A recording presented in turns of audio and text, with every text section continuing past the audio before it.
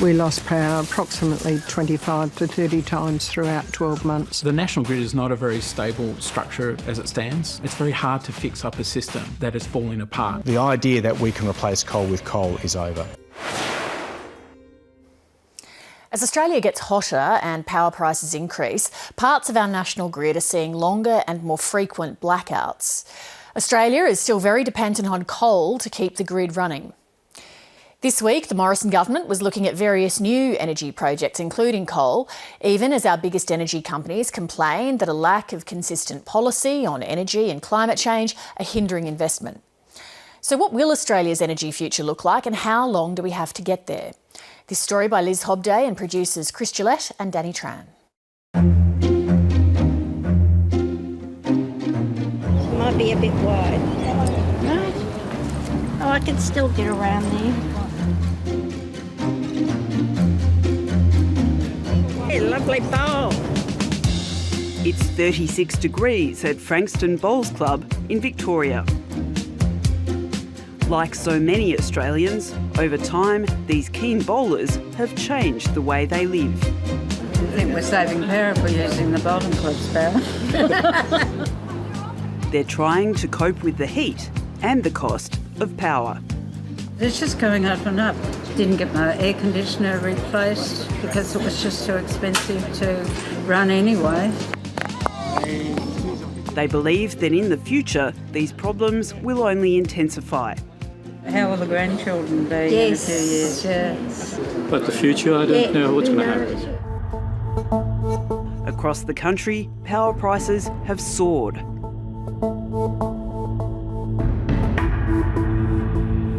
Last year, Australia's three biggest power companies posted huge profits.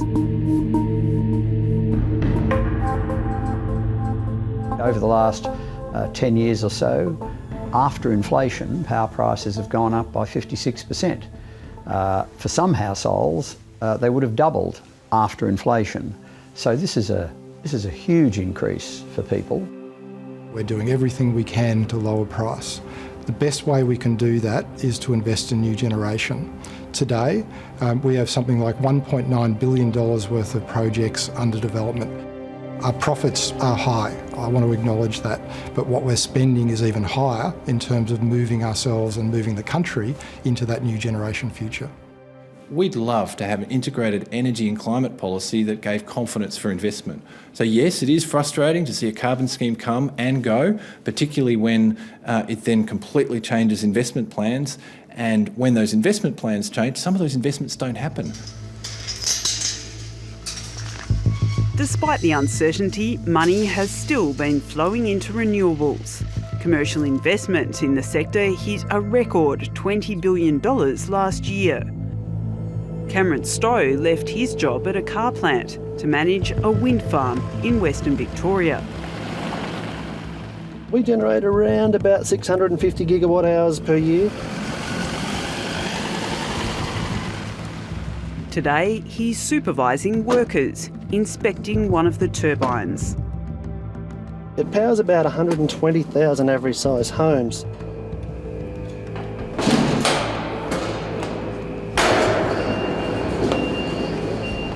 Australia is a sensational place for renewables. This is our stop.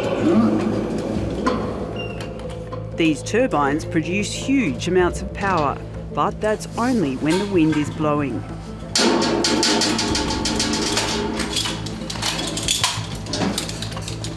The amount of electricity produced for the national grid by wind farms like this one hit an all-time high last month.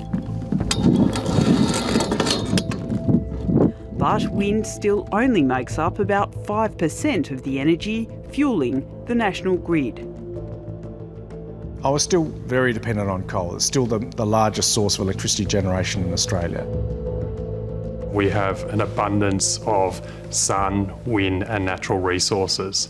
And some of the coal-fired power stations, they are ageing now and we do need to replace them. But what we do need is clear policy settings to allow us to replace them. How much longer does coal have left in Australia?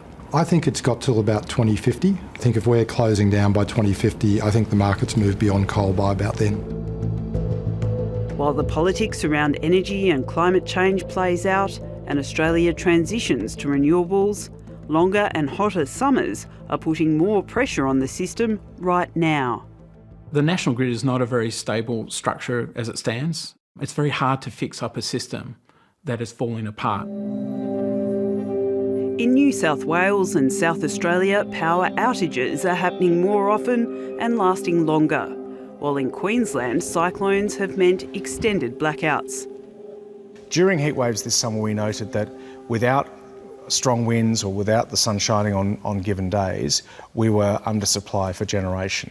And what we're really facing is how we run the grid, accepting that wind and solar are a critical part of the generation mix, and how we adjust better for those conditions, because they're going to keep coming into the future. When blackouts do happen, they can be catastrophic.